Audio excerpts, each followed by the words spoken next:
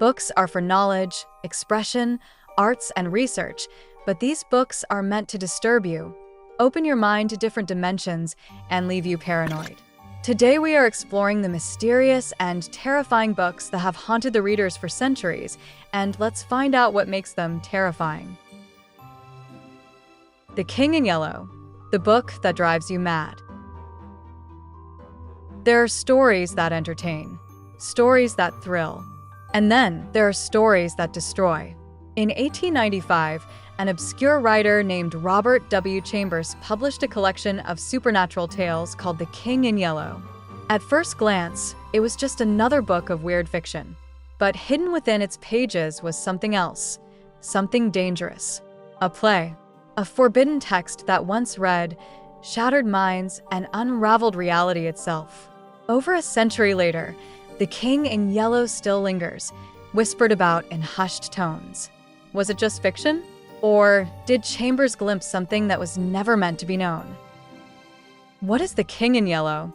Robert W. Chambers was a successful writer of romance and adventure novels, but in 1895, he wrote something different, something that would haunt literature forever.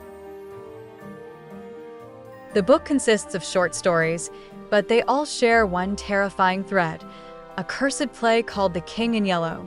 The play appears only in fragments, but those who read it go mad.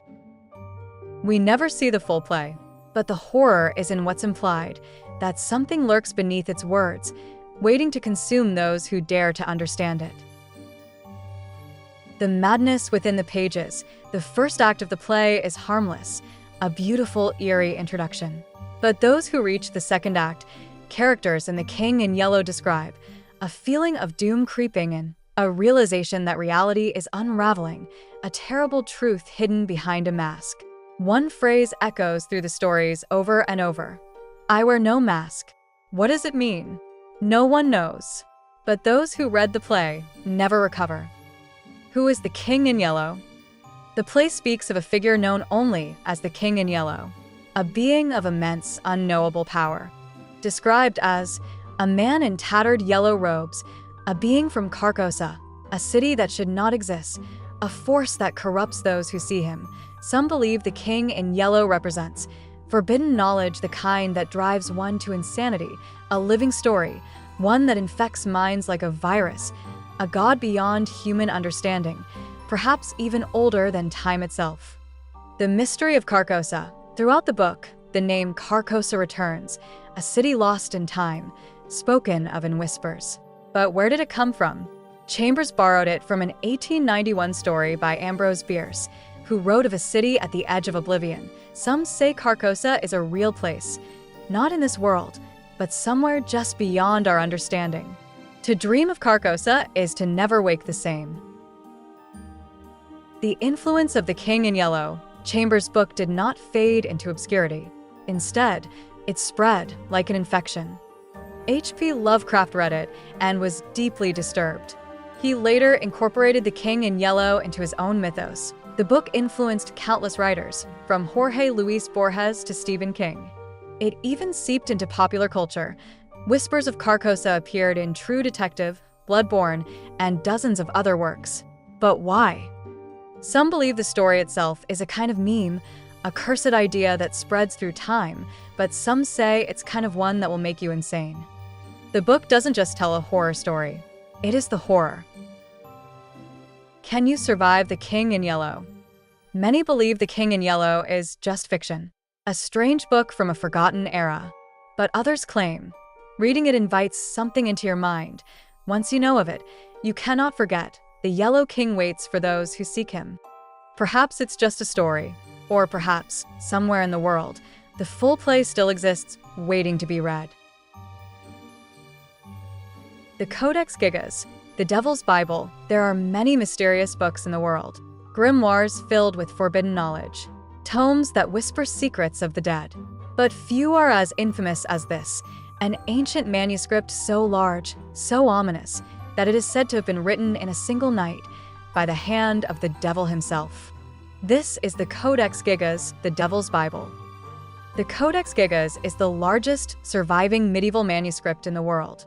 Measuring nearly 3 feet tall and weighing over 75 pounds, it contains the entire Bible, along with arcane texts, exorcisms, and mysterious histories. Theories on its origin, believed to have been created in the early 13th century in the Benedictine monastery of Podlasis, in what is now the Czech Republic, the chilling legend of a monk condemned to death who struck a desperate deal with Lucifer to complete the book in a single night. And in return, the devil demanded a signature, a self-portrait, forever bound in ink. The Curse of the Devil's Bible. The Codex Gigas has long been associated with supernatural misfortune. The monastery where it was created was destroyed, leaving only the book behind. Over the centuries, it passed from hand to hand, each owner meeting an untimely fate. Stolen by Swedish forces during the 30 Years' War, it was taken to Stockholm, where a mysterious fire nearly destroyed it.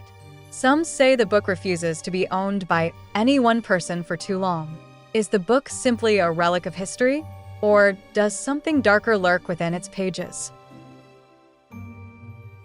The mystery of its creation. One of the greatest mysteries of the Codex Gigas is how it was written. Scholars have examined the text and discovered something impossible. Every single page appears to be written by the same hand, with no sign of fatigue or change in style. Experts estimate that it would have taken over 20 years to complete, yet medieval records claim it was written in a single night. Could a lone monk have truly created this by himself? Or did something help him? The forbidden text within. The Codex Gigas contains more than just the Bible, the encyclopedia of the time, a medieval record of history, medicine, and astrology, a full section on exorcisms, spells and rites to drive out demons, mystical texts, hidden knowledge once feared by the church. What secrets were hidden in these pages? What knowledge was so dangerous that it had to be bound alongside the Word of God? The book today, does it still hold power? Today, the Codex Gigas is locked away, studied by scholars, admired by visitors.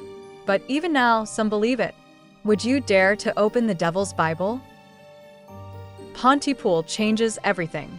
Tony Burgess. The story that shouldn't be understood. Words. They shape our world.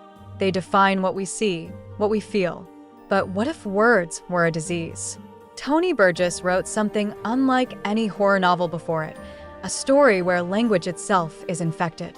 Speak the wrong words and you change.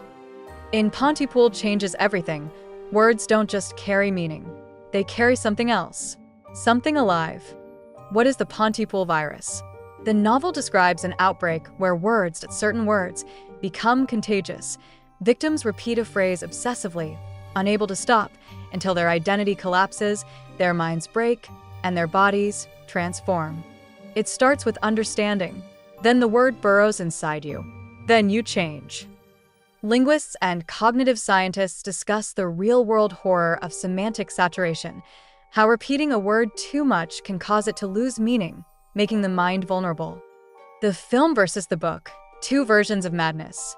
While the Pontypool film focuses on a claustrophobic radio station, the book spreads further, infecting streets, homes, entire towns. The book's horror is more abstract, slipping between dream and reality, while the film traps us in a single terrifying moment of outbreak. Both leave us with the same question: is it already too late? Can words really infect us? There are real-world linguistic phenomena like echolalia, the compulsion to repeat words involuntarily, glossolalia, speaking in tongues, losing control of language. Imagine a virus that doesn't spread through touch, but through language itself. Words that infect the mind, twist meaning, and turn people into something else. Tony Burgess crafted a book that isn't just disturbing, it's disorienting. Sentences break apart, reality bends, and language itself turns against you. A reading from one of the most unsettling passages, spoken over glitchy, distorted visuals, linguists and horror experts discuss. Could a language virus actually exist? The Secret of Ventriloquism. John Paget, the man behind the horror. There's something deeply unsettling about ventriloquist dummies, something unnatural. John Paget, a former ventriloquist himself, knows this fear intimately. John Paget isn't just a horror writer. He was a ventriloquist. He knows what it's like to speak with a voice that isn't his own. And he knows the deeper, more disturbing truth about ventriloquism, that the dummy isn't the only one being controlled. Experts discuss the uncanny valley, how ventriloquism taps into our primal fears. But the secret of ventriloquism isn't just about dummies. It's about something far worse. What happens when you realize that you are the puppet? The 20 Simple Steps to Ventriloquism. Analyzing the most infamous story in the collection, a slow descent into body horror and psychological disintegration, how the story teaches the reader how to surrender their will, step by step, until nothing of them remains. By the final step, the narrator isn't just a ventriloquist. He is the dummy. He is hollow. He is waiting. The puppet, the fog, and the philosophy of control.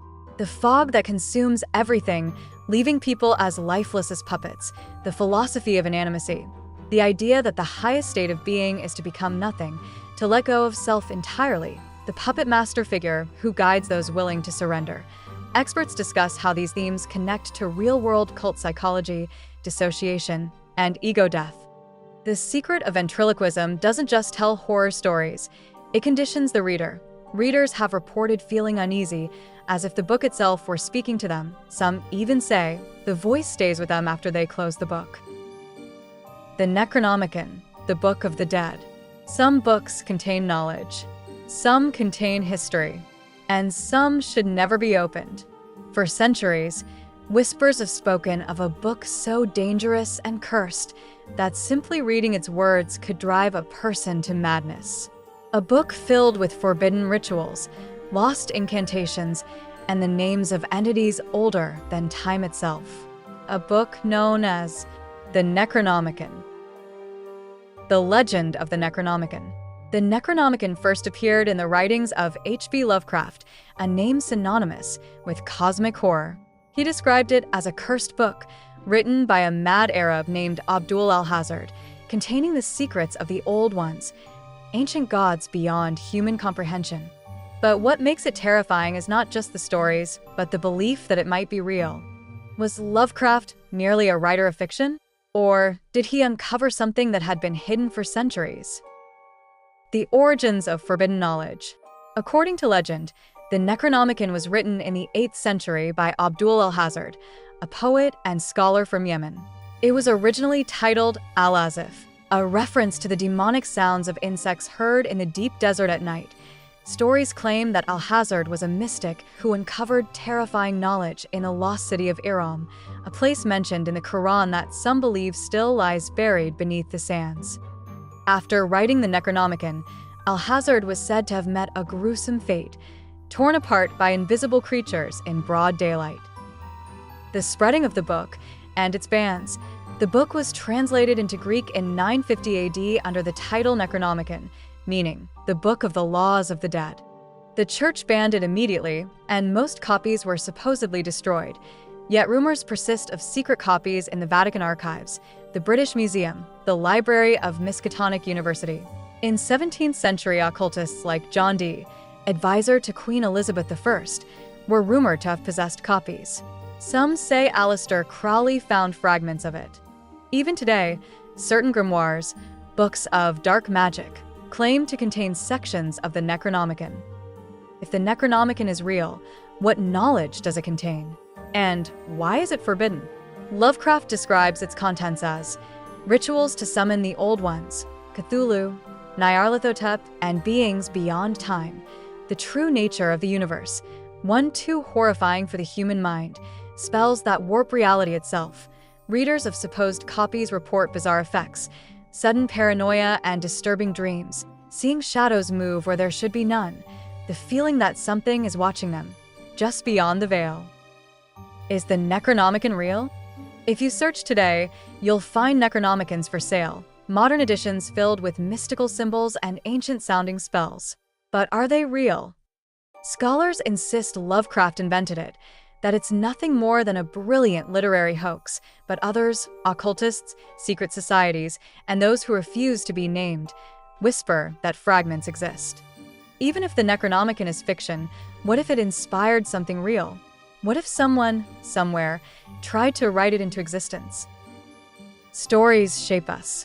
But some books don't just tell stories, they change those who read them.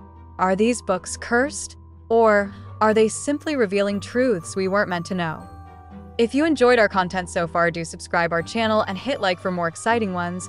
And let us know what are some honorable mentions we've missed in the comments. See you in the next video.